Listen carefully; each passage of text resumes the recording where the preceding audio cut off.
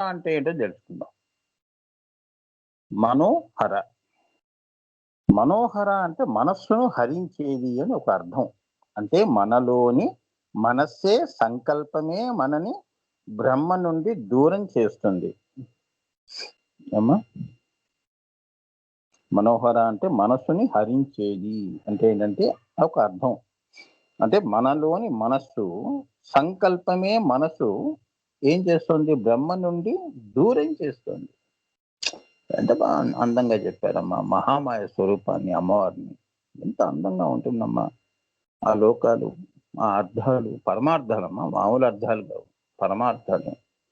అదే సచ్చిదానంద, అదే bliss beyond Joy. Okay. అంటే ఏంటంటే మనసే సంకల్పము మన మనసు నుండి బ్రహ్మ నుండి దూరం చేస్తుంది అని. అంటే అక్కడ అమ్మ దగ్గర ఉన్నప్పుడు, ఈశ్వరుడి సంకల్పం ఉన్నప్పుడు అది బ్లిస్ బియాండ్ జాయ్.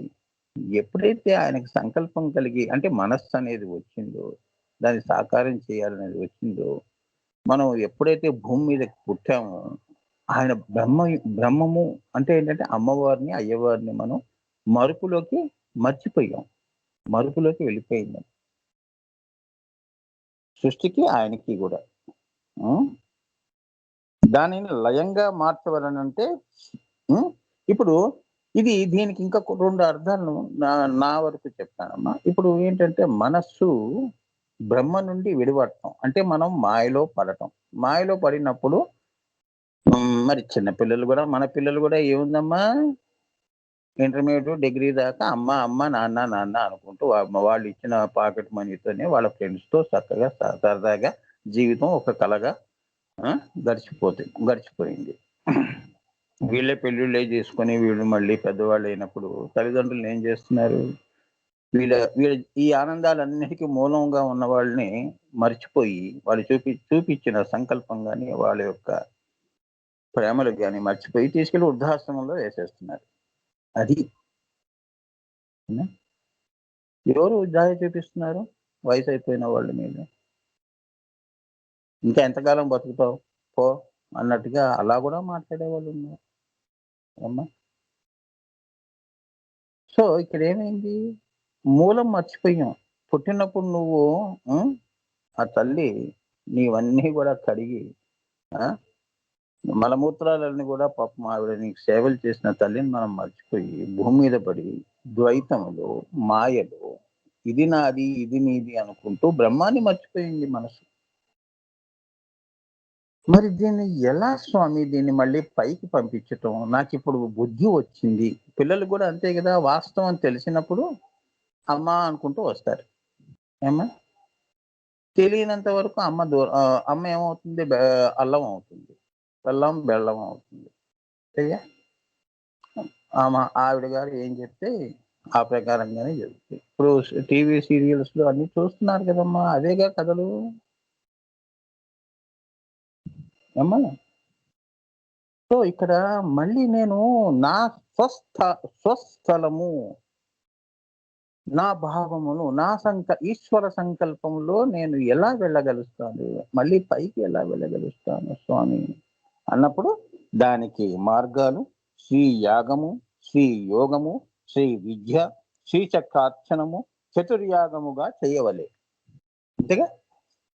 ఎప్పుడో అప్పుడు నువ్వు ఎన్ని జన్మలన్నీ కూడా నీకు ప్రతి జన్మలో నేను మాయలోనే ఉంటానంటే ఇదంతా ప్రయాణమే. ఇందులో ఈ మాయలో నీకొచ్చే ఆనందాలన్నీ అశాశ్వతమే అని తెలిసినా మళ్ళీ దాని వెంట పరిగెడతాం. అదే ఎండమావుల వెంట పరిగెడతాం అంటే. అవునా? మనకెంత వయసొచ్చినా కొందరు చూడండి డబ్బు మీదే వ్యామోహం ఉంటుంది. అవునా? వాడు ప్రాణం పోయే వరకు ఎవరికీ ఇవ్వడు. అదే జీవితంగా బతికేవాళ్ళు కొందరు. కొందరేమో బంధాలే మా శాశ్వతం అని బతికేవాళ్ళు కొందరు. బంగారం పోగు చేసుకొని బంగారములోనే నేను వాడికి ఆనందం పొందేవాడు ఒకడు. ఇదంతా భ్రాంతులు. మనుషులు కల్పించే సంకల్పాలు. ఇదే మహామాయ. దీని నుంచి నాకు విముక్తి ఎప్పుడొస్తుంది స్వామి అంటే ఎంత చక్కగా చెప్పారు మార్గం చూడండమ్మా. ఇందులో అది శ్రీ యాగము. శ్రీ యాగము అంటే ఏంటి? అమ్మవారి చింతన. యాగము చేయటం అంటే ఎప్పుడూ అమ్మవారిని తలుచుకోవటం. అది యాగం అంటే. బ్రహ్మ చింతన. అవధూతలందరూ కూడా శ్రీయాగంలోనే వాళ్ళు ఉద్ధరించబడ్డారు. వాళ్ళందరూ అవధూతలు అనిపించుకున్నారు. ఏమ్మా? ఊరికే చదవటం కాదమ్మా, ఒక్కొక్క దానికి అర్థం తెలుసుకోవాలి. శ్రీయాగము అంటే ఏంటి? అంటే ఏంటి? బ్రహ్మ చింతన చేశారు. తర్వాత ఏం చేశారు? వీళ్ళు శ్రీ యోగం చేసుకున్నారు. బ్రహ్మలో కలవటం. యోగము అంటే ఏమిటి? కలయిక. ఇద్దరు కలయిక. ఎందులో కలిశారు వీళ్ళు? అమ్మవారిలో కలిశారు. అంటే అయ్యవారిలో కలిశారు అనుకోండి. వాడికి యోగం పట్టిందండి అంటాం కదా. వాడు యోగండి అంటాం. యాగం చేసేవాడిని వాడికో పేరు. యజమాని, యజ్ఞకర్త, సోమయాజి ఇలా పేర్లు ఉన్నాయి కదమ్మా. అలా దాన్ని శ్రీయోగంగా మలుచుకున్నాడు వాడు. మలుచుకొని శ్రీ విద్య పూర్తిగా శ్రీ విద్యోపాసకుడు అయ్యాడు. అదే శ్రీ విద్యలో అమ్మవారి సృష్టిలో ఉన్నవన్నీ కూడా, ఎందుకంటే ఇది యోగంలో ఉంటేనే అమ్మ దృష్టి నీకు వస్తుంది. అప్పుడే నీకు సృష్టి రహస్యం తెలుస్తుంది. నాకు ప్రత్యేకంగా చెప్పండి అంటే అది మీకు తెలియదు. అదే మాయ. నువ్వు వారిలో కలిసిపోతే అమ్మవారి మనసులో కలిసిపోతే నీకు అమ్మ మనసు వచ్చేస్తుంది. ఇంకా నీ మనసు అనేది నేను నీవు అనేది ఉండదు. ద్వైతం ఉండదు, అద్వైతమే ఉంటుంది. అర్థమైందా? ఎంత అందంగా ఉన్నాయి చూడండి. దాని వెనక అర్థాలు సామాన్య పదాల్లో చెప్తున్నాను. శ్రీచక్రార్చనము. శ్రీచక్రార్చనము అంటే స్థూలంలో చూసే బహిర్యాగ శ్రీచక్రార్చనం కాదు అమ్మా. మానసికంగా ఇప్పుడు పంచదశి కైలహరీం హసకహలహ్రీం సకలహ్రీం, ఇదంతా మరి శ్రీచక్రార్చన కదా? చెప్పండి. మంత్రం అంతా శ్రీచక్రార్చన కాదు? ఇలా నేను పంచదశి చెప్పాను. అది శ్రీచక్రార్చన అంటే అది. అలానే చతుర్యాగముగా అన్నాడు. చతుర్యాగము అంటే అమ్మవారి శ్రీచక్రం ఏది శ్రద్ధగా వెళ్ళి కొనుక్కొని ఇవాళ నేను తీసుకొచ్చాను శ్రీచక్రాలు. ఇంత అందంగా మెరిసిపోతుందో ఆ తల్లి. తీసుకున్నానమ్మా. కొందరు అడిగారు, నా చేతుల ద్వారా దాని ప్రాణ ప్రతిష్ఠ చేసి మా ఇంటికి ఒకటి ఇవ్వండి అంటే తీసుకొచ్చాను. 4 తెచ్చాను. అమ్మవారు చుట్టూ పెద్ద శ్రీచక్రం చుట్టూ ఉన్నాయి.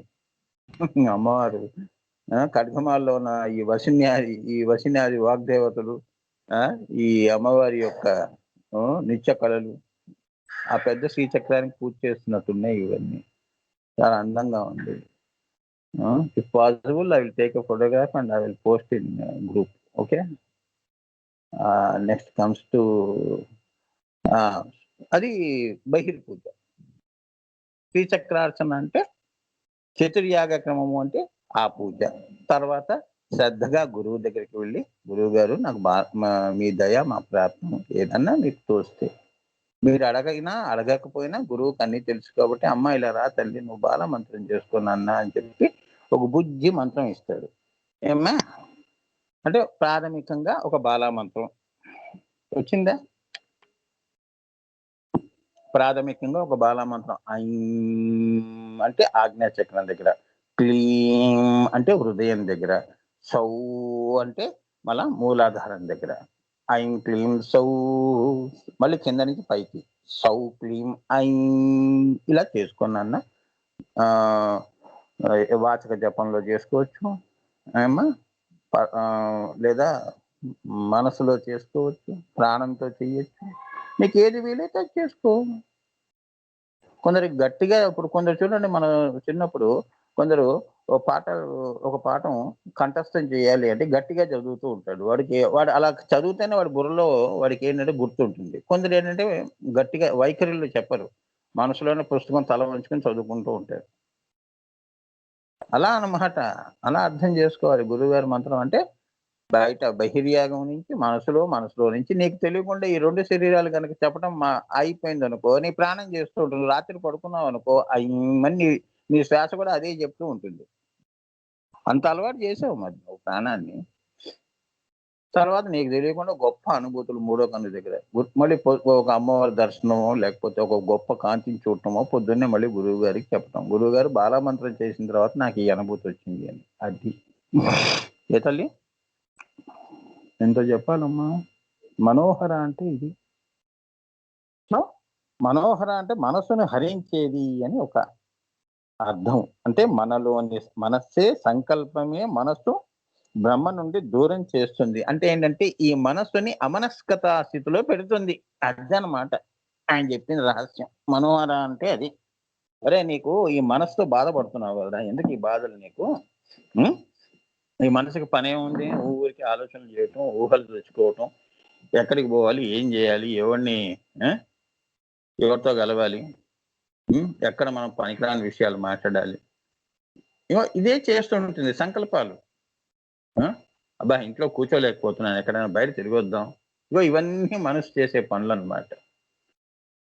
ఇటువంటి మనసు నిన్ను నీ కాలాన్ని అంటే నీ కాలం ఎంత వృధా అవుతోంది. అవునా? పోయిన జీవితం మళ్ళీ వస్తుందా? యవ్వనం వెళ్ళిపోతోంది. ఈ మనసే తప్పుదోవలో నిన్ను తీసుకెళ్ళినప్పుడు తెలియకుండా అసలైన దొంగ ఎవరు అంటే మన మనసే. పెద్ద దొంగ, పెద్ద దొంగ. అది మాయలోనే పెడుతుంది. నువ్వు అది చేయొద్దు, ఇది చేయొద్దు అంటూ నిన్ను అలా అన్నీ ఏంటి మనకొచ్చేవన్నీ అదృష్టాలన్నీ తొలగిస్తూ ఉంటుంది. దురదృష్టాలన్నీ అంటే కర్మలన్నీ తీసుకొస్తుంది మనసు. అఫ్‌కోర్స్ కొన్ని ఆనందాలు గూడా ఉంటాయి. ఆనందాలు గాని, దుఃఖాలు గాని 2 హఠాత్స్థాలే. ఇదే మాయ అంటే. మరి అమ్మవారు అలా గాదు గదా! ఇచ్చిందంటే ఇచ్చింది అంతే. ఇంక మళ్ళీ ఇంకో మాట లేదు ఇంక. నీకు మనసే ఉండదక్కడ. ఈ మనసుని గూడా అమ్మవారు ఏం జేస్తుంది? హరిస్తుంది అని. నీకు ఈ బాధ నిన్ను తప్పిస్తానుండని జెప్పి అమనస్కతా స్థితిలో పెడుతుంది. అంటే ఏంటంటే నీకు ప్రజ్ఞాన ఘనం అనేది. ప్రజ్ఞాన ఘన అంటే యోగము, ధ్యానము ఆ స్థితిలో ఉంటావు. ఎప్పుడు ధ్యాన స్థితిలో ఉంటావు. నువ్వు ఏంటంటే ఏదైనా పని చేస్తే దాని కర్మ ఫలాలన్నీ గూడా నీ కళ్ళ ముందు గోచారం అవుతాయి. నేను ఈ పని నాకెందుకు? నాకు సంబంధం ఏమిటి? ఈ మాయతో నాకు సంబంధం ఏమిటి? నాకు బ్రహ్మంతోనే సంబంధం అని చెప్పి ఆ చింతనలో ఉంటావు. ఆ! లేకపోతే లోయలో పట్టడమే. ఇప్పుడు అర్థమైందా? మనోహర అంటే అది. ఇక మనోహర అంటే మనసుని రంజింపజేసేది ఇక ఆ తల్లి సౌందర్యలహరి ఆది శంకరాచార్యులు వారు చెప్పారు. అది బయట ఆవిడ అలానే ఉంటుంది. లోపల కూడా అలానే ఉంటుందని దీని అర్థం. ఆవిడ మనసంతా ఏమిటి? శ్రీచక్రమే. ఎంత అందంగా ఉంది మరి. మీరందరూ సంతోషిస్తున్నారు గదా! అమ్మవారు మరి సృష్టి చేసింది గదా! ఆమె. సృష్టి స్థితి లయ తిరోధాన వమనాలు. ఆవిడ మనసు ఇదంతా. లక్ష్మి అంటున్నాం గదా! ప్రకృతి అంతా లక్ష్మీ స్వరూపం అండి అంటున్నాం గదా! పంచభూతాలు, ఆకాశాలు, సూర్యుడు, చంద్రుడు ఇవన్నీ అమ్మవారి మనసు. చివరికి నువ్వు గూడా అమ్మవారి మనసు. మనం గూడా అమ్మవారి యొక్క సృష్టిలో ఒక భాగమే. ఇదంతా మనోహర గాదు. అవునా? 10 మంది పిల్లలందరూ వచ్చారు. చక్కగా అందరం కూర్చొని కలిసికట్టుగా ఏ రాగద్వేషాలు ఇవన్నీ లేకుండా ఏమ్మా ఉట్టి ప్రేమలే ఆ ఇంట్లో వెల్లి విరుస్తున్నాయి. అందరం కలిసి కూర్చొని భోంచేసుకొని చక్కగా కబుర్లు చెప్పుకుంటుంటే అది ఎంత మనోహరంగా ఉంటుంది. అట్లా అన్నమాట. అదే వసుదైక కుటుంబము అంటే. సృష్టిలో ఎప్పుడు ధర్మమే ఉంది. ఆ! అంతే గదమ్మా! అదే మళ్ళీ ఏమవుతుంది? సత్యయుగాలవుతాయి. రామరాజ్యం అండి అంటాం. రామరాజ్యంలో ఇదే ఉంది అప్పుడు. అందరూ యజ్ఞ యాగాదులే జేశారు. ధర్మాన్నే పాటించారు గాబట్టి అది మనోహర ఆ యుగమంతా మనోహరంగా వాళ్ళు చేసుకున్నారు. అలానే మనం గూడా కలియుగంలో చేసుకోవాలి. అది మనోహర అంటే అదనమాట. అంతేగాని అమ్మవారి యొక్క అందాన్ని చూడటం లేదు. అంటే అంగాంగ వర్ణనలు గావు. మనోహర అంటే ఇదనమాట. లోపల చూడటం. ఇప్పుడు ఆయన మనసు ఎంత మనోహరంగా ఉంటుందండి. ఆయన ఊహలు, ఆలోచనలు ఎంత మనోహరంగా ఉంటాయి. హ్మ్. ఇలా మనం అనుకుంటుంటాం. వాళ్ళ చర్యలు గాని, కృత్యములు గాని, పనులు గాని ఏదైనా గూడా చూడటానికి ముచ్చటేస్తుంది. పిల్లలు అందమైన పిల్లలు ఆడుకుంటుంటే మనకెంత మనోహరంగా ఉంటుంది. అవునా? చిన్న చిన్న పిల్లలు చూడండి ముద్దు ముద్దు మాటలు మాట్లాడుతున్నప్పుడు ఎంత ముద్దేస్తుంది. అవునా? అది మనోహర అంటే. మరి నీ మనసు రంజింపజేస్తుందిగా. అదనమాట. సో, ఆ మనసు గనక ఏదన్నా తేడా వచ్చింది అంటే దాన్ని హరిస్తుంది. ఎందుకంటే మనసుని మనం కంట్రోల్ చేయలేనప్పుడు అమనస్కత అనేది ఇస్తుంది నీకు అని. అమ్మా! నా మనసు వినట్లేదు నా మాట. గురువుగారు ధ్యానం కుదరట్లేదు అని ఏడుస్తూ ఉంటారు చాలా మంది. వాడికి వస్తోంది అనుభూతి నాకు రావట్లేదని. వాడికి నీకు ఎందుకు కంపారిజన్స్? సో, కంపారిజన్స్ ఒద్దు. మనకి రావట్లేదు అంటే మన మనసే మనకి శత్రువు. సో అమ్మా హర మనోహర అమ్మవారిని ఈ నామంలో మనం గనక పిలిచాము అంటే ఆ అమ్మవారు ఏం చేస్తుంది, నీకు యోగంలో అమనస్కతా స్థితి, అదే శ్వాస మీద ధ్యాస నిన్ను చెప్పానే, అది అధ్యాసలో నిన్ను పెడుతుంది. అమనస్కత వస్తేనే అధ్యాసలో ఉంటావు, ధ్యాస ఉన్నప్పుడు మనసు ఉంటుంది. ఇది రహస్యం. ఇది ఎవరు చెప్పడు బయట. ఇవన్నీ పక్కన పెట్టి ఊరికి శ్వాస మీద ధ్యాస, శ్వాస మీద ధ్యాస. నా దగ్గర చెవు నాదంతా పుండు చేశారు. నాకెందుకురా నువ్వు చెప్పేది? ఏం చెప్పు, శ్వాస మీద ధ్యాస అంటే ఏంటి నీకు గోల? నా క్లాస్ విని వెళ్ళు అన్నా ఒళ్ళు మంది. ఏంటి నీకు నేను చెప్పేది జవాబులు? అవునా? అలా మాట్లాడతారు ప్రపంచం. శ్వాస అంటే ఏంటో తెలియదు, ధ్యాస అంటే ఏంటో తెలియదు. ఇదే హర అంటే, మనోహర అంటే ఏంటి? నీ మనసు హరించింది. అప్పుడు నీకు ఏమొచ్చింది? ఆత్మలో ఉన్నావు, అదే మనోహరం. అధ్యాసలో వెళ్ళావు, అమ్మవారిగా అయ్యావు, అది మనోహరం. నేను ఎలా అమ్మవారికి, నేను అమ్మవారి దృష్టిలో అమ్మవారి యోగం చేసుకున్నాను, అమ్మవారిలో కలయిక ఆత్మ సాక్షాత్కారం మూడొకటి దగ్గర చూశాను, అధ్యాసలో చూశాను. ఆ మనసుతో కాదు చూసింది, ఆత్మగా అహం బ్రహ్మాస్మి అనే అనుభూతిని పొంది కిందకు వచ్చాను. అది మనోహర. ఇక్కడికి చాలు. శ్రీమాత్రే నమః.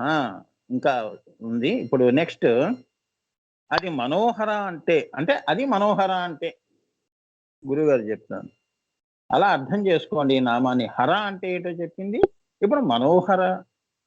ఏమ్మా, మనోహర అనే దానికి ఇంకొక అర్థం కూడా చెప్పుకోవచ్చు. ఏంటది?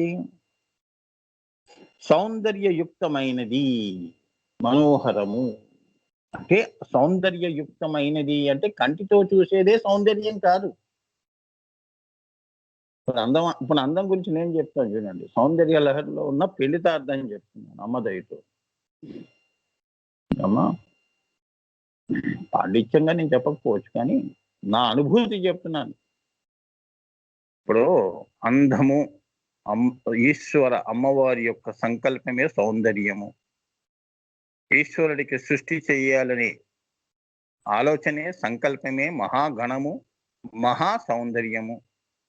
అవునా?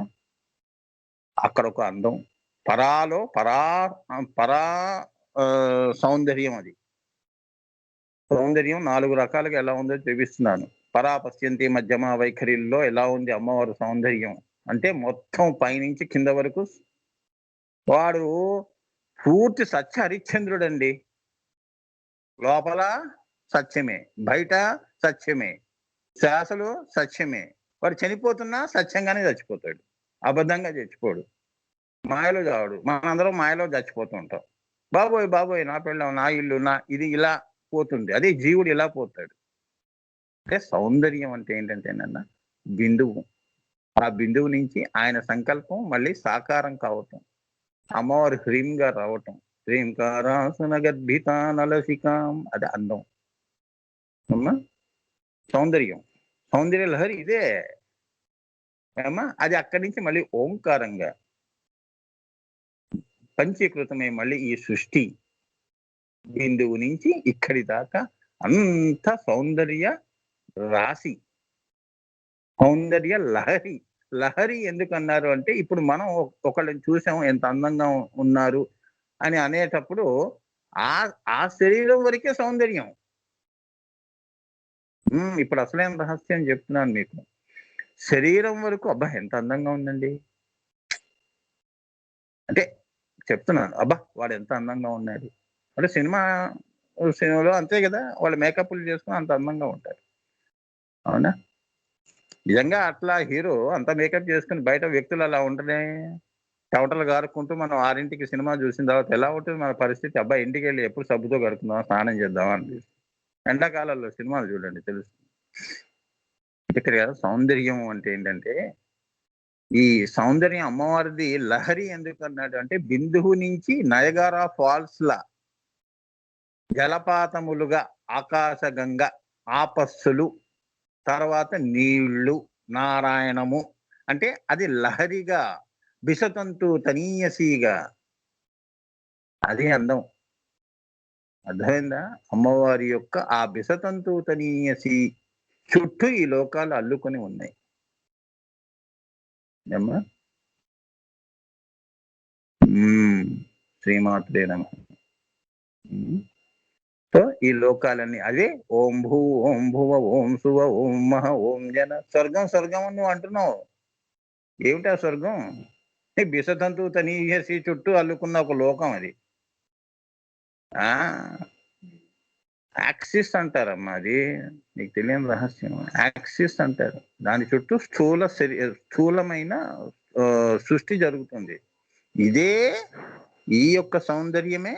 అంటే ఏంటంటే నీటి నుండి మనం ఎలా పుట్టామో ఈ యొక్క కాంతి లహరి నుంచే మనం ఈ లోకాలన్నీ పుడుతున్నాయని అది అర్థం చేసుకోవాలి. ఆ సౌందర్యం అంటే అది. ఇప్పుడు మనం ఉన్నాం అనుకోండి, మన ఆలోచన నా నుంచి మంచి ఆలోచనలు పుడుతున్నాయి. మనసులో అమ్మవారు ఉంది కాబట్టి శరీరం ఏంటి అందంగా కనిపిస్తుంది. అంతేగా? సో మనసు ముఖ్యం. ఆలోచనలు ఎంత అందంగా, ఊహలు ఎంత అందంగా ఉంటాయో శరీరం వరకు దాని కాంతి ప్రసరిస్తూ ఉంటుంది అది.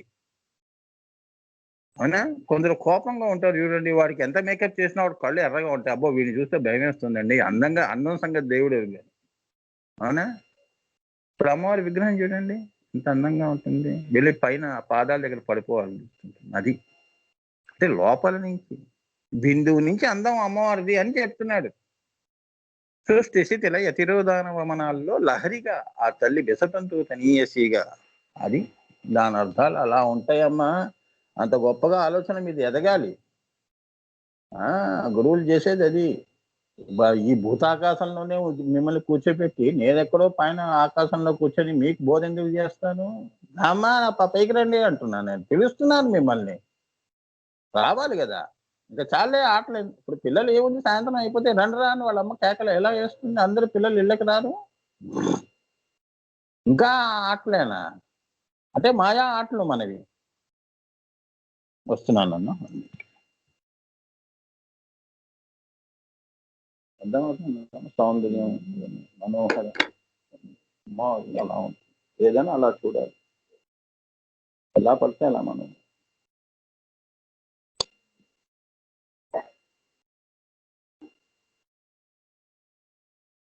అందుకే ఈ అందాన్ని, అమ్మవారి అందాన్ని నువ్వు ఏమిటి ఆత్మ దృష్టితో చూస్తేనే ఈ అందం కనిపిస్తుంది. స్థూలంగా చూస్తే కనిపించదు. మనసుతో చూస్తే కనిపించదు. అర్థమైందా? అమ్మవారు అదే మాయ అమ్మవారిది.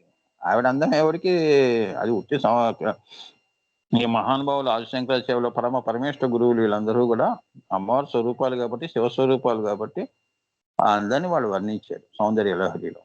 అందం అంటే అది నువ్వు ఈ కంటితో చూసే సౌందర్యం కాదు అది. దీనికి అతీతం. ఏరా నీ మాటల్లో నా సౌందర్యాన్ని అంతా బంధిస్తున్నావా వెధవా అంటుంది. నేను ఇలా ఉంటానా అని. ఇప్పుడు మనం కూడా అంతే కదా. నువ్వు అచ్చా అలా ఉన్నావు అమ్మా, అమ్మాయిలా ఉన్నావు అంటే అమ్మాయి వేరు నేను వేరు, నాలా నేనే ఉంటాను అని నువ్వు నీకే ఇంత కోపం వస్తే మన అమ్మవారికి ఎంత రావాలి? అంటే నువ్వు నా దగ్గర ఇంత అందం ఉందని నువ్వోడు కొలవటానికి. అంతేగా? అందుకనే అన్నారు కదా, నువ్వు ఎంత ఆలోచిస్తే నువ్వు అంతే రా వెధవా నా గురించి. ఎందుకంటే దానికంటే పైన పోవాలి. పరాత్పర కళాహం. నేను పరాత్పర. అన్ని కళలు మళ్ళీ నాలోనే మళ్ళీ లయం అయిపోవాలి. అమ్మవారిని నీ యొక్క చూపుతో, నీ యొక్క భావంలో బంధించడం కుదరదు. అందుకే ఆదిశంకరాచార్యులు వాళ్ళందరూ కూడా అమ్మవారికి మంత్ర మాతృక స్తవంలో అది అంత వినయంగా, అమ్మా మేమెంత నేను ఎవరిని? అమ్మవారి సౌందర్యం చూసే హక్కు కేవలం ఈ సదాశివుడికే ఉంది. మనం బిడ్డలుగా చూడాలి అంతే. అమ్మ అంటూ వెళ్ళాలి అమ్మ దగ్గరికి, అంతేగాని ఆ సౌందర్య వర్ణ అనేది ఉండదు. ఆవిడ శ్రీమాత. ఆవిడ కృత్యాలే అంత అందంగా ఉంటాయి అని, శ్రీచక్రమే అంత అందంగా ఉందని అలా చెప్తారు. అమ్మవారిని చూడండి ఎంత అందంగా మనకి. మళ్ళీ అమ్మవారు మళ్ళీ మన మనసులో వచ్చి కూర్చుంది ఆత్మగా. అబ్బా ఎంత సౌందర్యం అండి. అమ్మ నన్ను విడిచి ఉండలేదు పోతుంది. నా ఆత్మలోనే ఉండిపోయింది. అదంతా సౌందర్యంగా చూడాలనమ్మా. అది అంతేగాని అంగాంగ వర్ణనలు కావు కదమ్మా. అది సినిమాలో డ్యూయెట్లు కావుగా. అవునా? నువ్వు అలా ఉన్నావు, ఇలా ఉన్నావు, బ్రహ్మదేవుడు నిన్ను చాలా శ్రద్ధగా నిన్ను తయారు చేశాడు. ఆయనకి ఇంకో పని లేకుండా ఈవిడ గారిని తయారు చేశాడట ఆయన. ఆ! ఈ వర్ణనలు కావు కదమ్మా! అందుకని మీకు అర్థం కావటం కోసం చెప్తున్నాను.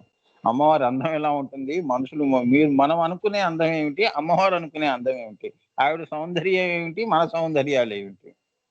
భూతలంలో ఇలా ఆలోచన చేస్తే మరి పైన శ్రీ విద్యాంతర్గతంగా చూస్తే అమ్మవారు అది. అందానికే అందం.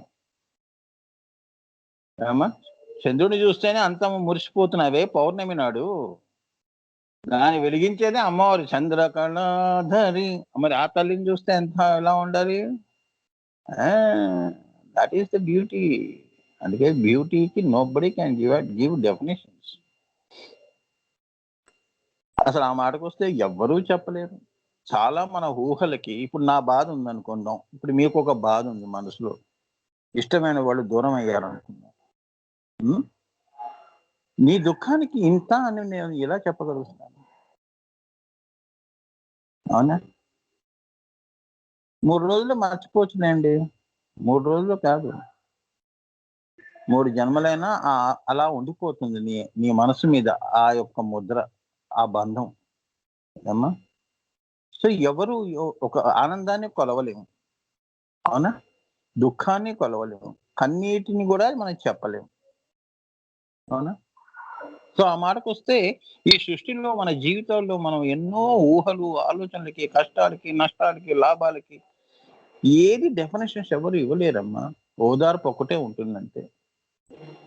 ఓదార్పు అంటారు. అందుకే మనిషి చేతకాక అమ్మ నీ యొక్క కష్టం పూడ్చలేనిది. మేమందరం ఉన్నాం నీ పక్కన.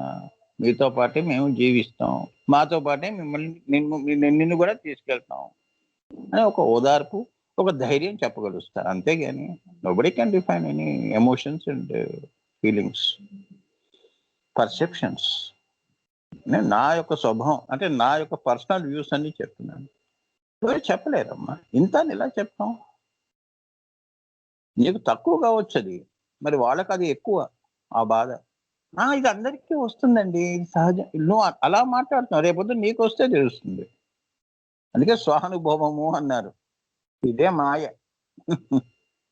అర్థమైందా? సర్వ ఇప్పుడు అందరూ సర్వాలో ఉంటూ పెద్ద హితోపదేశాలు చేస్తారు. అదే బాధ మళ్ళీ వాడికొచ్చిందనుకో పీకి పాకాన పెడతారు. ఆకాశం, భూమి కలిపేస్తారు. అవునా? అది నేను చెప్పేది. అందరూ గౌతమ బుద్ధుల్లా బానే చెప్తారు కష్టాల్లో. అయ్యో! నీకింత కష్టం మేమంటాం. పెద్ద పెద్ద వాగ్దానాలు పెద్ద పెద్ద మళ్ళీ ఆ సంవత్సరం తిరగకుండా సంవత్సరం దాకా మళ్ళీ వాడి మొహం మన మన మన ఇంటి వైపు రాదు. ఎలా ఉన్నారు అని అడగటం గూడా ఉండదు. అర్థమైందా? వాడింట్లో శుభకార్యం జరిగినప్పుడు వెడ్డింగ్ కార్డ్ మటుకు అప్పుడు గుర్తుకొస్తాం. Wedding card ఇంటికొస్తుంది. అవునా? ఇదేనమ్మా బంధాలు, బాంధవ్యాలు. అందుకే గురువుగారు, అమ్మవారు అదే చెప్తుంది. "నువ్వు ఒక సాక్షిగానే ఉండు నాన్న అక్కడ భూమి మీద" అని. నువ్వు పోయినవి అని ఏవనుకుంటున్నావో అవన్నీ శాశ్వతంగా పైన ఉన్నాయి. చాలా మేము చెప్పే నీకు వాగ్దానం ఏంటంటే, నీ ఆత్మ శాశ్వతమేగా. నువ్వు పోయిన ఆత్మ గురించి బాధపడుతున్నావు గదా! అది అక్కడే ఉంది. అది నీ కోసమే ఎదురు చూస్తుంది. మరి నీకు గూడా ఒక కర్మ ఉంది గదా! అది అయిపోయిన తర్వాత అక్కడికే వెళ్తావు. చాలా ఇది అమ్మవారి మాట. ఎందుకు బాధపడుతున్నావు? ఏది పోయింది, ఏది వచ్చింది. నీకు పెళ్లి కాకముందు వాడున్నాడా? పెళ్లయిన తర్వాత ఆలోచనలు, ఊహలు మనవి కావమ్మా. అవి నీలో వస్తే నావి అంటున్నావు. రాకపూర్వం ఎక్కడున్నాయి? అమ్మవారి చేతిలో ఉన్నాయి. ఆవిడ అందుకే marriages are made in heaven అన్నారు. పెళ్ళిళ్ళు స్వర్గాల్లో జరుగుతాయి. ఇక్కడ బంధాలుగా ఏర్పడతాయి. స్థూలంలో. అది. పోయింది. ఒకటి పోయింది. ఒకటి మిగిలింది. 2 పౌరాల్లో ఒక పౌరం పోయింది. ఒక పౌరం కింద ఉండిపోయింది. ఇదే పౌరం దీని టైమొస్తే మళ్ళీ ఆ పౌరం దగ్గర అక్కడ జంట హెవెన్స్‌లోకే వెళ్ళాలి. అంతేగా? ఎక్కడికి మనం విడిపోలేదు నాన్న. ఏవి కలవలేదు. ఇదే మాయ. ఏది కలవలేదు. ఏది విడిపోలేదు. కలగానే ఉంటుంది. అమ్మవారి మనస్సిది. శ్రీచక్రం అంతా అమ్మవారి యొక్క సంకల్పం. ఈశ్వర సంకల్పం. సో, ఇంతవరకు నేను గురువుగా ధైర్యం చెప్పగలుగుతాను. నాకు తెలుసు నేను ఎవరి మనసులో పెట్టుకొని చెప్తున్నాను. చాలా మంది నా భక్తులు పాపం చాలా బాధల్లో ఉన్నారు కాబట్టి వాళ్ళందరికీ నేను ఇచ్చే ఓదార్పు. గురువుగా మా పరంపర తరపు నుంచి ఆశీస్సులు. ధైర్యంగా ఉండండి, మాతో పాటు నడవండి, గురువులతో నడవండి, మిమ్మల్ని అక్కడికి చేరుస్తారు అని. అది సౌందర్యం ఏమ్మా.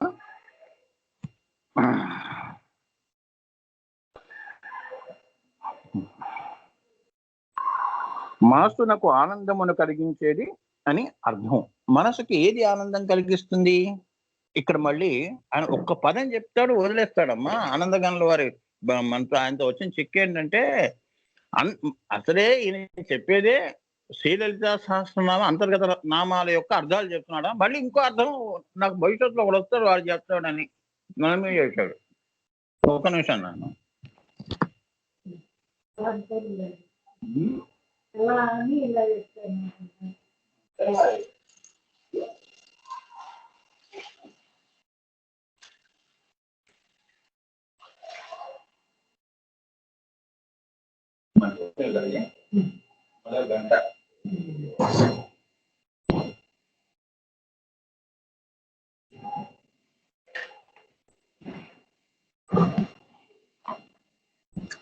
అమ్మవారే రహస్యం. ఆ రహస్యాన్ని ఆనందఘనుల వారు ఇది ఈ గుప్త నామాలుగా చెప్పారు. మళ్ళీ అందులో ఆయన చెప్పింది కొద్దిగా, దాచింది ఎక్కువ. అవునా? వచ్చేవాడు చెప్తాడు, నాకు పని మళ్ళీ. అంటే నేను సరదాగా చెప్తున్నాను, నేను కోపంగా కాదమ్మా, భక్తిగా. నాకు ఎంత అదృష్టాన్ని అంటే, నాకు నాన్న ఏం చేశాడంటే చద్దిమూట ఇచ్చాడనమాట. పెద్దలు చద్దిమూట ఇస్తారు చూడు పొద్దున్నే. ఎక్కడ దూర ప్రయాణాలు పూర్వం మరి లేవు కదా, ట్రాన్స్పోర్టేషన్స్ అన్ని ఉండవు కదా. ఒక ఊరి నుంచి ఒక ఊరికి వెళ్ళినప్పుడు చద్దిమూట వేసుకొని పోతారు. మాకు మా నాన్నగారు ఈ జన్మలో నాకు ఈ చద్దిమూట ఇచ్చాడు. ఇదే నాకు శ్రీరామ రక్ష. నా అన్నం ఇదే అన్నపూర్ణగా ఇచ్చాడు. ఆయన పాదాలకి శిరస మనసా శిరస అభివాదాలు చేసుకుంటూ మళ్ళీ నేను ఈ చెప్తున్నానమ్మా. ఇక్కడ ఏమన్నాడు ఆయన, ఒక్కొక్క పదంలో అంటే గురువులు ఎంత దాస్తున్నారో చూడండి. ఇప్పుడు ఇదొక్కటి చెప్తాను నాన్న. దీన్ని బట్టి ఇది కేవలం భగవంతుడికి జీవుడికి ఉన్నదే కాదు రహస్యం. మనలో ఇక్కడ వ్యవహారాలు చేస్తున్న స్థూలంగా శరీరంతో చేస్తున్న మనుషుల మనస్తత్వాలు కూడా అలానే ఉన్నాయి. అందరూ రహస్యమే కదమ్మా, చెప్పండి. వీడు ఇటువంటి వాడు అనగానే వాడు అటువంటి వాడు అయిపోతున్నాడా? కాదే, వాడు అలా కావట్లేదే. ఏంటండి మీరు ఇలా చెప్పారు, ఆయన అలా ఉన్నాడని. అమ్మవారు ఇలా చెప్పాడు, మళ్ళీ అమ్మవారు నాకు అక్కడ దర్శనంలో ఇంకో రకంగా కనిపిస్తుంది అని ఎవరు చెప్పలేరు. ఏమన్నాడు ఆయన, మనసునకు ఆనందమును కలిగించేది అని, సౌందర్యయుక్తమైనది. మనసుకు ఆనందాన్ని కలిగించేది ఏది? మళ్ళీ ఇందులో రెండు ఉన్నాయి, ఒకటి శాశ్వతము, ఒకటి అశాశ్వతము అని. సో నువ్వు రెండు సౌందర్యంగానే కనిపిస్తాయి. ఇప్పుడు మనం ఉన్నాం, చక్కగా మేకప్ చేసుకుని అద్దం దగ్గరికి వెళ్తే అద్దంలో ఉన్న నీ యొక్క రూపము అందంగా ఉంది, నువ్వు అందంగా ఉన్నావు. అదే మాయ. ఫంక్షన్ లో గడిపిందేమో అరగంట, అద్దం ముందు గడిపింది గంట.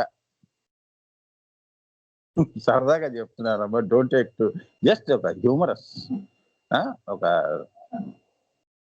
సెన్స్ ఆఫ్ హ్యూమర్ కూడా ఉండాలి కదా మనకి. శ్రీ విద్య ఎంతసేపు ఇలా డ్రైగా చెప్పకూడదు. అలా అన్నమాట. సృష్టి కూడా అంతే. మరి సృష్టి అంతా అమ్మవారి యొక్క మనసు రూపం అయినప్పుడు ఇది మాయ అవుతుంది కదా. అసలు ఎక్కడుంది? బిందువు ఉంది.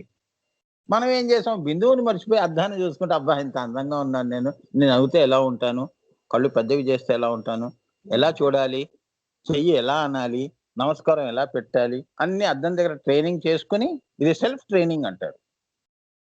అవునా? చాలా మంది చేసేది ఇదే. అవునా? చేసుకొని పర్వాలేదు అని చెప్పి ఇక్కడ వాళ్ళకి సర్టిఫికేషన్ ఇచ్చుకొని అప్పుడు ఫంక్షన్లోకి వస్తారు. ఏం మాట్లాడాలి, నమస్కారం, నెక్స్ట్ పదం ఏమిటి, ఆ నెక్స్ట్ పదం ఏమిటి, ఆ నెక్స్ట్ పదం ఏమిటి, అందరికీ వందనాలు అని చివరికి రావాలి. ఓకే, 5 మాటలు ఓకే అన్ని పెట్టుకొని వెళ్తారు. అక్కడ స్వతంత్రం లేదు మనకి. అవునా? మన మనసుకి ఏం తోస్తే అది మాట్లాడే స్వతంత్రం కూడా లేదు. వద్దులేరా బాబు ఈ మాట అంటే ఏమనుకుంటారు? ఎక్కడా స్వతంత్రం లేదు. మళ్ళీ పైగా నేను చాలా స్వతంత్రం నాకు.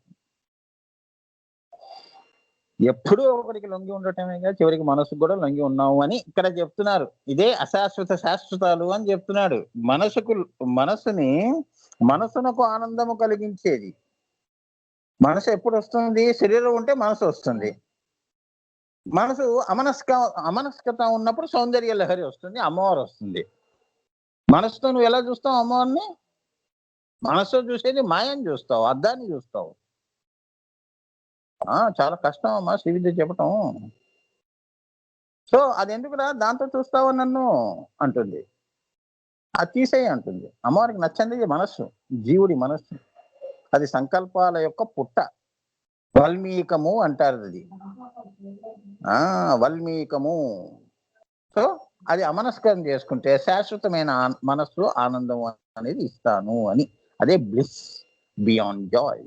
అది ఆత్మానందము అంటాం. నా మనసు చాలా ఆనందించిందండి అని జీవుడు అంటాడు. మనసు అది అశాశ్వతం. మళ్ళీ పొద్దున్నే మర్చిపోతావు. ఆత్మానందం జన్మంతా ఉంటుంది. శాశ్వతం. చివరి ఊపిరి దాకా అమ్మ అమ్మ అనుకుంటూ అదే ఆనందంలో ఉంటావు. అది అభ్యాసం కోశ విద్య. అవి నువ్వు నీలో కొన్ని మంచివి అభ్యాసం చేస్తే వస్తాయి. చేయకపోతే మాయలో తిరుగుతావు అని దాని అర్థం నాన్న. అక్కడికి చాలది. ఏమా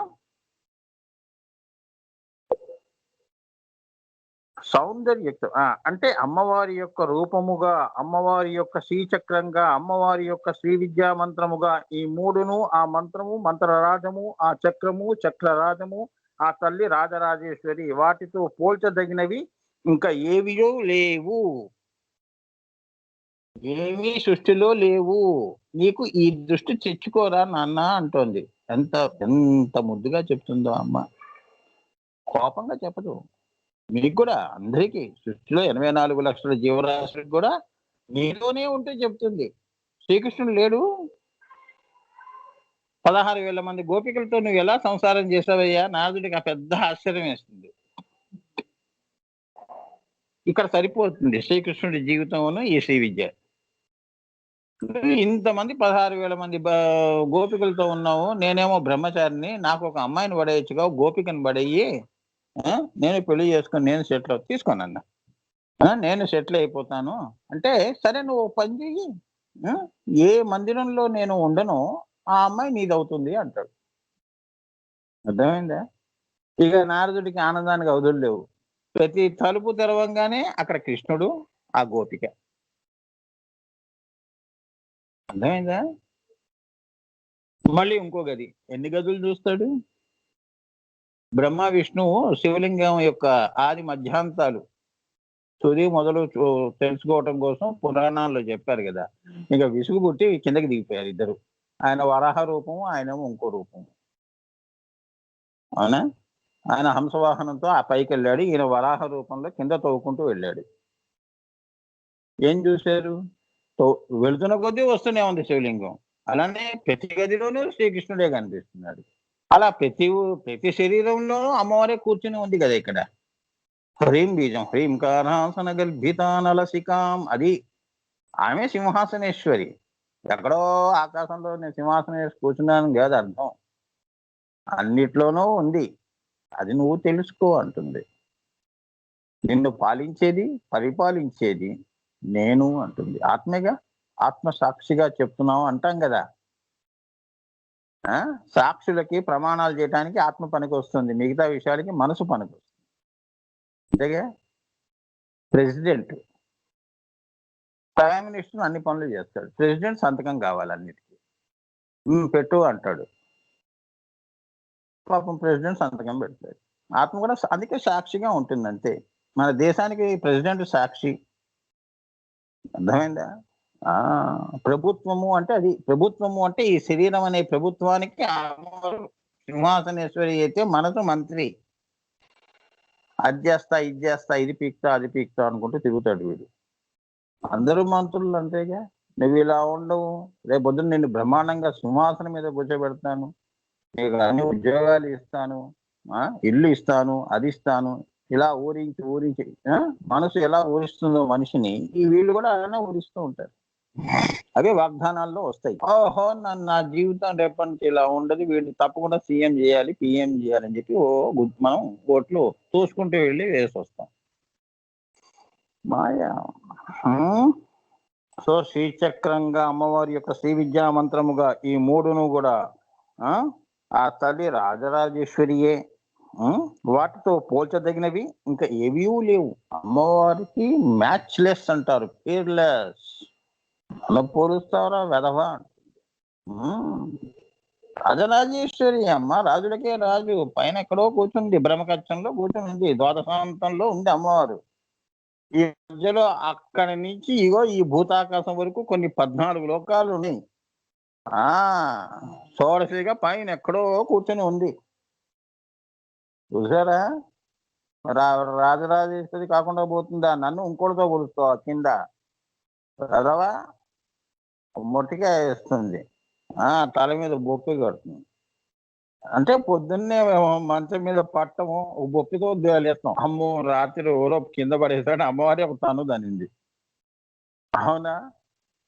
అంతే మరి. అలానే మన శిక్షిస్తుంది. ప్రకృతులు అలానే ఉంటాయి, శిక్షలు అలానే ఉంటాయి. అదే అమ్మవారి బోధన, శిక్షణ. కాదవా? ఇది పట్టుకుంటావు అర్జుడు అంటుంది. అలా నిన్ను సంస్కరిస్తుంది. అవునా? నేను పడ్డా 2-3 సార్లు అలా దేవుడి గురించి. అంటే సానుభూతిలోంచి వచ్చినవి. ఎప్పుడో, ఇప్పుడు కావులే అమ్మ, ఎప్పుడో అనుభూతులు. మీ అంత వయసులో ఉన్నప్పుడు నేను అవన్నీ చేస్తే నాకు ఎన్నో బొప్పలు. కాలు విరగొట్టడం, చెయ్యి విరగొట్టడం అన్నీ చేస్తుంది అమ్మవారు. ఎందుకంటే భవిష్యత్తులో ఇవన్నీ నేను మీకోసం, ఇవన్నీ గురువులు పడతారు, ఇవన్నీ చేసుకుంటూ వస్తారు అక్కడికి. ఒరే నాయన అందుకే గురువు యొక్క మాట అమ్మవారి మాట అంటారు. అర్థమైందా? అందుకే గురు బ్రహ్మం గురు విష్ణు. సో మిగిలినవన్నీ కూడా అంశావతారములే. అంశావతారాలు పూర్ణాంశం గురించి ఏం మాట్లాడుతుంది? నీ ఆత్మ పరమాత్మ గురించి ఏం మాట్లాడతావు? ఆ సౌందర్యం గురించి. మనోహర ఆవిడ మనసు గురించి సంకల్పం, ఈశ్వర సంకల్పం చెప్పడం అంటే సామాన్యమా? అదే శ్రీ విద్య. శ్రీచక్రమే శ్రీ విద్య, ఈశ్వరుడే శ్రీ విద్య. ఆయన సంకల్పమే అదే. మహాగణపతి మనస అనే శిరస అని పాడతారు కదా. సంకల్పము, ఆ సంకల్పాన్ని చెప్పేంత మొనగాడి వయ్యవా అని, శ్రీ విద్య చెప్పేంత మొనగాడి వయ్యావా అని దాని అర్థం. మేము మాయ గురించి మాయలో చెప్పు, నా గురించి కాదని. నా గురించి చెప్పాలి అంటే ఇగో గురువుగారు చెప్పినట్టు ఈ పంచ యాగాలు, చతుర్యాగా క్రమంగా నువ్వు ఆత్మస్థితికి వచ్చినప్పుడు నువ్వు అప్పుడు ఆవిడ ఆశీర్వదిస్తుంది. ఇప్పుడు చెప్పు అంటుంది. ఎలా పడితే అలా చెప్పనివ్వదు. అందుకే ఎవరు కూడా శ్రీ విద్య గురించి ఎవరు మాట్లాడలేరు. అమ్మవారు వాగ్వాదిని నేలకు కట్పడేస్తుంది. అయిపోయింది.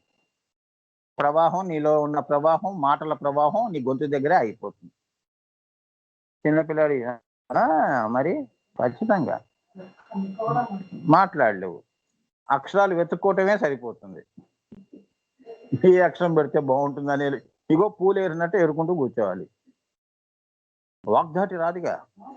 వాగ్ధాటి అంటారు, వాగ్వాదిని.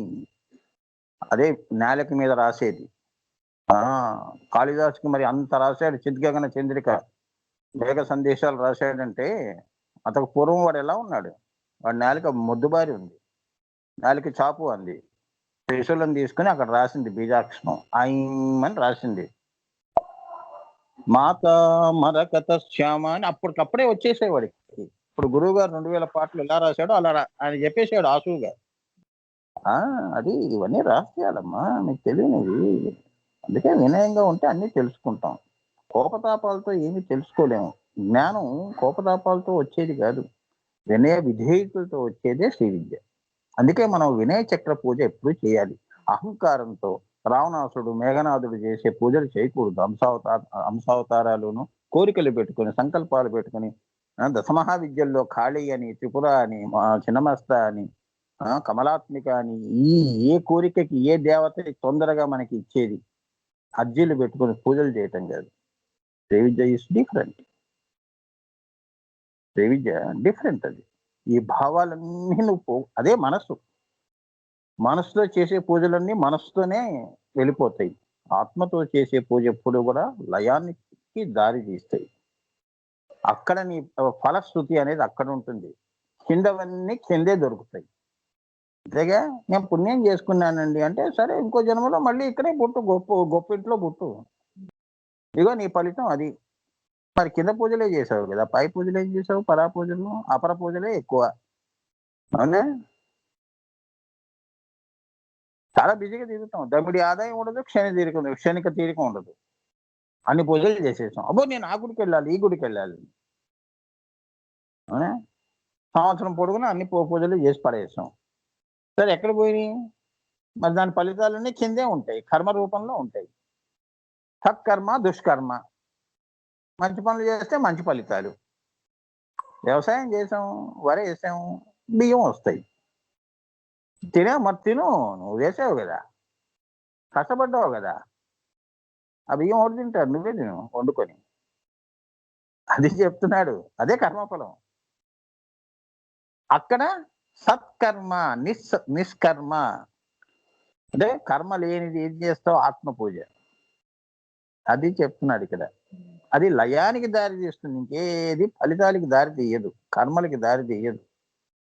అంటే ఎక్కడి నుంచి వచ్చావో సూర్యుడిలో కిరణం అక్కడికే సూర్యుడిలో కలిసిపోతుంది. అది అయిపోయింది. ఎందుకంటే వాడు శ్రీ విద్యోపాసకుడు కాబట్టి, అమ్మ చింతనలో ఉన్నాడు కాబట్టి. అదే ఇక్కడ చెప్తున్నాడు చూడండి, హంసావతారములే, మిగిలినవన్నీ హంసావతారములే. ఆ కారణం చేత ఆ తల్లి సౌందర్య లహరి మనోహర. ఇంత అందమైన సృష్టిని చేసి, ఇంత అందమైన భావంతో సృష్టిని చేసి, అందులో ప్రాణము ఊది, మన శ్వాసలో ప్రాణం ముఖ్య ప్రాణంగా వచ్చి, ఇవన్నీ అందంగా లేవు. ఆవిడే అందాన్ని ఆస్వాదించలేదు, అందరితో ఆస్వాదింపజేసింది. మాయలో కూడా, అమాయలో కూడా. ఆవిడ సౌందర్యము అంటే ఏంటంటే, అమ్మవారు స్థూలంలోనూ సౌందర్యమే. దాన్ని లక్ష్మి. దాన్ని శ్రీ సూక్తంలో హిరణ్యవర్ణం హరిణీం సువర్ణ రజతస్రజాం చంద్రాం అని మనం చదువుతున్నాం కదా. స్థూలంలోనే ఇంత అందాన్ని నువ్వు చూసావు అంటే, ఇంకా సూక్ష్మంలో ఎంత చూడాలి? చెప్పండి. మన అందాలు ఎంతవరకు? శ్మశానం వరకు మన అందం. అవునా? అబ్బా బతుకున్నప్పుడు ఎంత అందంగా ఉండేవాడు, పాపం చూడండి కాల్చి కాల్చి పడేశాడు. అవునా? ఏమైంది నీ అందం? మాయలో పుట్టింది, మాయలోనే కలిసిపోయింది. ఆత్మ మాయలో పుట్టిన జీవాత్మగా జీవుణ్ణి వదిలేసి, జీవ లక్షణాలు వదిలేసి దైవ లక్షణాలు, శ్రీ విద్యా లక్షణాలు తెచ్చుకొని అది మళ్ళీ లయంలో వెళ్ళింది. అది సౌందర్య లహరి అంటే. ఆత్మ పరమాత్మ యొక్క కలయిక కూడా ఒక సౌందర్య లహరి అని తెలుసుకోండి అని చెప్తున్నారు ఇక్కడ. ఆఖరిగా ముగింపు పిండితార్థం ఇక్కడికి నామం అయింది. మనోహర అనేది ఇంక చాలు. ఎందుకంటే ఇంక ఎక్కువ డీప్ గా పోకూడదు.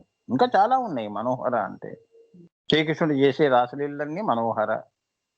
అవునా? అసభ్యంగా ఉంటాయా? నీకు తెలియకుండా అయాచితంగా, అప్రయత్నంగా నువ్వు కూడా వెళ్ళిపోతావు ఆ రాస క్రీడలు. అలా దేవతలు, హరిహర బ్రహ్మాదులు కూడా వాళ్ళు కృష్ణుడి యొక్క ప్రార్థించారు, మాకు కనీసం ఏది నయనానందకరాన్న ప్రసాదించు స్వామి అని. సరే మీరు చెట్ల చాట్లు, గుబురు చెట్లలోంచి చూడండి అని. అది రాస అంటే అది. రాస గురించి చెప్పానుగా. అది so Sri Vidya is different నాన్న. You cannot. శ్రీ విద్య ఏంటంటే అక్షరాల్లో పరిమితమైన జ్ఞానం కాదు అది. అది జ్ఞానం అనంతం బ్రహ్మ అన్నారు. ఎంతవరకు చెప్పగలుస్తావు? ఈ భూమి గురించి చెప్పాలంటే భూమి గురించే పరిమితంగా నువ్వు జ్ఞానం చెప్తావు. దాని పైన అపరిమితంగా ఉన్న ఈ బిందువు వరకు ఉన్న లోకాల గురించి నీకేం తెలుసు? అనంతము. అందుకే బ్రహ్మ జ్ఞానము అనంతము. ఎంత చెప్పినా మిగిలిపోయేదే బ్రహ్మము. సాగరంలో ఒక లోటాలో నీళ్లు తీసుకుంటే అది తగ్గిపోయిందా? తాగుతున్న కొద్దీ వస్తూనే ఉంటుంది. అవునా? That is the beauty of this vidya. అంటే అందుకే ఈ సౌందర్య లహరిలో, ఈ సౌందర్యంలో మనోహర అనేది ముందు ఇది నువ్వు భూతలంలోనే నువ్వు తెచ్చుకున్నావు అంటే ఈ దృష్టి 14 లోకాల్లో కూడా అదే బ్లిస్ బియాండ్ జాయ్. అమ్మ చూపుతేనే చూసుకుంటూ ఆనందంగా వెళ్ళిపోతావు. బిసతంతు తనీసిలో వెళ్ళిపోతూ ఉంటావు, బిందువులో కలిసిపోతావు. అది సవికల్ప సమాధులు. అది చెప్తున్నాడు, అంత అందంగా చెప్తున్నాడు. ఆవిడే కాదు, నిన్ను కూడా సౌందర్యవతిని చేస్తుంది తనలో కలుపుకొని. అది మాయ తొలగించు. మళ్ళీ మాయలోనూ పెడుతుంది, మాయను కూడా తొలగిస్తుంది. చాలా మంది చూడండి మాట వినరు, ఎప్పుడో అనుభవంలోకి వచ్చినప్పుడు ఆ మాయ పోతుంది. అవునా? సత్యంలో ఉంటాం. ఇదే మాయ అంటే. అవునా? అదే మాయ. ఆ లోకం వేరు, మాయాలోకం. చిన్నపిల్లలుగా ఉన్నప్పుడు మనం చూడండి అన్ని అంతా అల్లరి చేస్తాం. ఇప్పుడు చేయగలుస్తామా? అది పసితనం అండి, ఇప్పుడు ఎలా చేస్తాం? అవునా? అది మాయ తొలగిందా? అజ్ఞానం పోయిందా? జ్ఞానం వచ్చిందా? అంటే కాల దేశ చైతన్యాల ప్రకారంగా నువ్వు ఎదిగితే నీకు మాయ తొలగింది. అంతేగా? రోజు శ్రీ విద్య గురువు గారి దగ్గర వచ్చి కూర్చొని 2 గంటలు వింటే మనకి ఇంతో అంతో శ్రీ విద్య అనేది అబ్బుతుంది. గంధం, ఇది ఎగిరిపోని గంధం. ఈ గంధం అంతే కదా నీకు అంటుకుంటుంది. నువ్వు అమ్మవారి యొక్క గంధం, అమ్మవారికి అవన్నీ ఇష్టం కదా, ఆ గంధం నీకు అంటుకుంటుంది, నీ ఆత్మకు అంటుకుంటుంది. ఆ సుగంధ పరిమళాలే నిన్ను పైకి తీసుకెళ్తాయి. అవాసనామయంగా వెళ్ళటం అంటే అది. వాసనామయంగా రావటం అన్నా కూడా అదే. అర్థమైందా? ఇవన్నీ రహస్యాలు నాన్న, ఇవన్నీ మీకు అమ్మదయతో చెప్తున్నాను. సో వెళ్ళేటప్పుడు అంత సుగంధ పరిమళాలతో వెళ్ళాలి. అందుకే శవానికి ఎన్ని అలంకారాలు చేస్తారో చూడండి, సెంట్లు గింట్లు కొట్టుకుంటూ. అది కొట్టినంత మాత్రాన అది పోతుంది కట్టెల్లోనే. అసలు సుగంధం ఇది, శ్రీ విద్యా సుగంధం. ఇది గంధం అమ్మవారికి. గంధం ధారయామి అంటే ఇది అర్థం. నీకు నువ్వు విశుద్ధి చక్రం దగ్గర రాసుకుంటున్నావు అంటే, ఆజ్ఞా చక్రం దగ్గర రాసుకుంటున్నావు. ఆడవాళ్ళకి రాస్తారు కదా మాంగళ్యం విశుద్ధి చక్రం దగ్గర. అదే అమ్మవారు స్థానం, విశుద్ధి చక్రము. ఇంకెక్కడ రాయరు గంధం. అవునా? అది రహస్యం. గొంతులో ఉంది ప్రాణం అంటాంగా, ఆ ప్రాణానికి రాస్తున్నారు ముఖ్య ప్రాణం. దాంతో పైకి వెళ్ళు నాయన, ఈ సుగంధంతో ఎప్పుడు సుగంధంగా ఉండు, నీ జీవితం సుగంధ పరిమళాలతో వెదజల్లాలి అని. సువాసనలకి చేసుకునే పూజలు ఇవన్నీ దాని అర్థాలు అవి. ఏమ్మా, పోయిన తర్వాత కూడా ఈ సుగంధాన్ని తీసుకెళ్తాం పైకి. అందుకే పైలోకాల్లో మహానుభావులు, సత్పురుషులు, కిన్నెర పురుషులు వీళ్ళందరూ కూడా నీకు ఎందుకు నమస్కారం చేస్తారంటే, ఆ పరిమళం వీడు శ్రీ విద్య చేసుకున్నాడని వాళ్ళకి తెలిసిపోతుంది. వీడు అమ్మవారు యొక్క అనుగ్రహాన్ని పొందాడని చెప్పి నీకు నమస్కారం చేస్తారు. అంతేగాని నీకు నమస్కారం చేసినంత మాత్రం వాళ్ళు తక్కువ అయిపోయారు, నువ్వు ఎక్కువ అయిపోయావు అండి.